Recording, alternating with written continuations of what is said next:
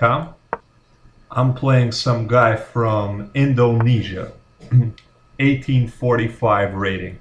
All right, so e45, knight of 3 is. If he goes knight c6, we're gonna go with a Scotch.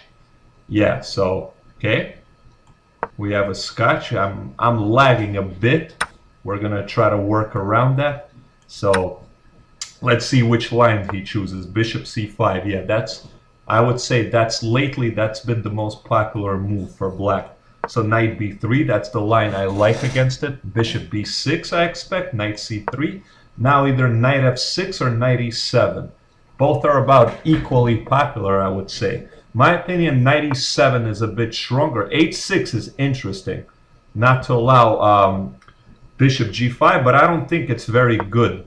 Because now I'm going to play queen e2, bishop e3, castle long. And then when he castles, because of this pawn on h6, I'm going to have something to latch on to. I'm going to go f3, g4.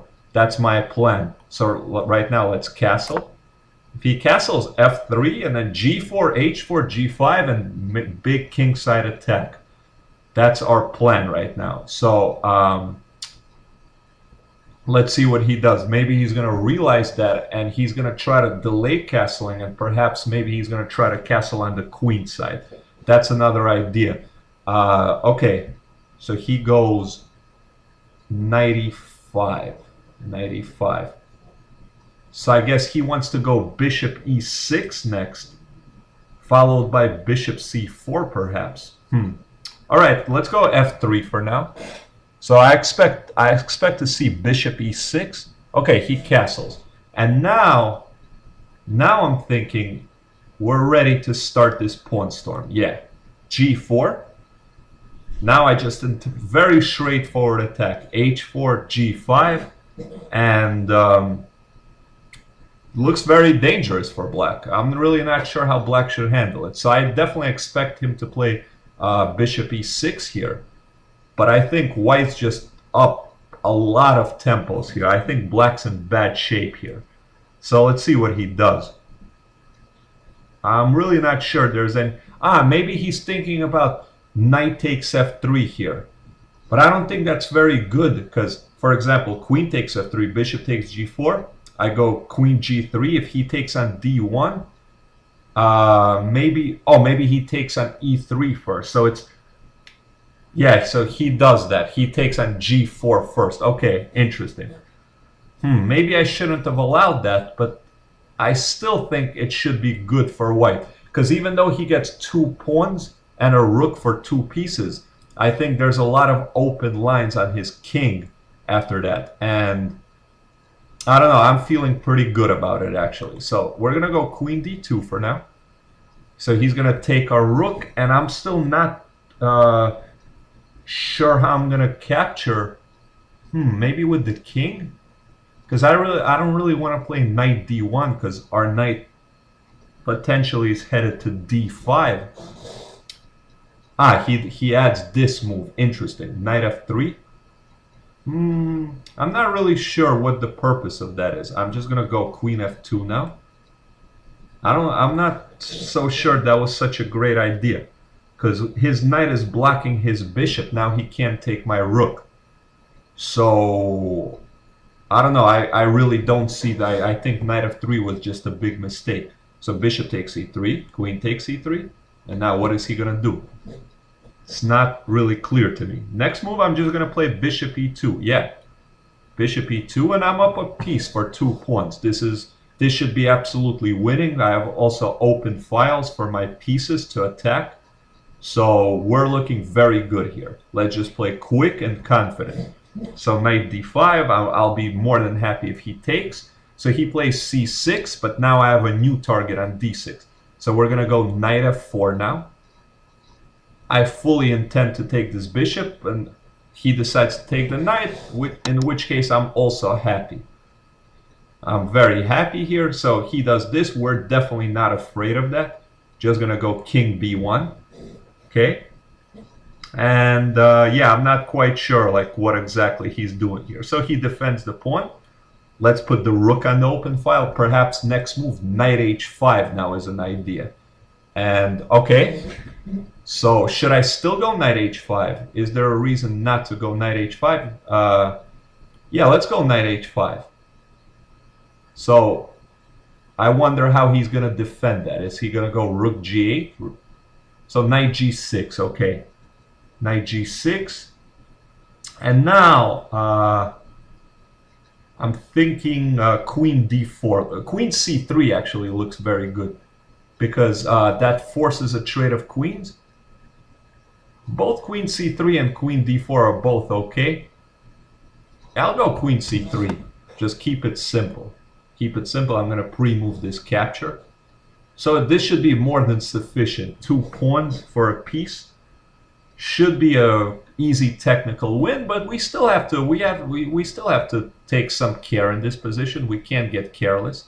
He does have 2 pawns after all. So what is he going to do here? Okay, rook e5 makes sense.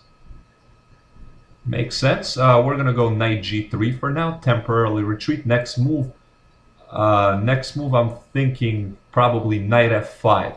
Yeah, let's go knight f5. Put some pressure on the d6 pawn in some cases. And now another idea is to go h4, h5. Chase away that knight, and then the g7 will be very weak. So now I want to just play h5. And I don't really see how he deals with it. If he plays h5 himself, I'm going to play rook g5. So I think, okay, he plays h5, rook g5, as I said. And I don't see a way for him to defend. Next move, I take on h5, no matter what, pretty much. And what is he going to do? Not clear. Okay, d5, let's take with check.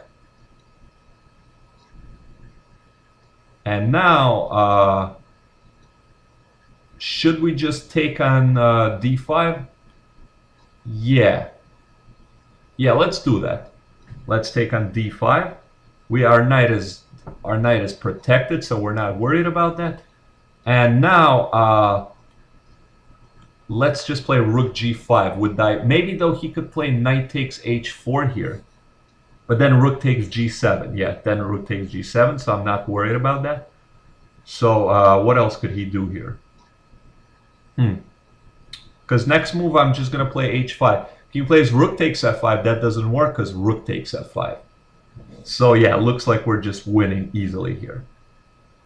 Plus, we're up on the clock. We're doing pretty well on the clock here, minute 39, and he's under a minute. So I'm feeling quite comfortable here for sure. So just waiting on his move. Let's see what he does. I don't even know what I would do here as black. Not sure. Not sure. Maybe knight takes h4 is worth consideration. Rook takes g7 and he just moves king f8. And now the point is, if I take his knight after that, he takes my rook. So I don't know. Maybe that's best for him. So he decides to just move his king. So I'm just going to play rook g1 here, protect my rook. And now I intend to play h5 next move. So this looks like it's just over. So a4, we're not... let's just solidify that. Let's play king b2. So if he takes, I'm going to take with the king. Because the point is, I can't take with the pawn, because then the bishop hangs. That's why we did that. And now he's under 10 seconds. He goes b4. That's... we're just going to take that pawn. This is just desperation. Rook b4, h5. And that's it. Yeah, he just flags. All right, yeah, that was an interesting game. I think a very instructive moment in this game was this move that he played. h6 in this right here in this position.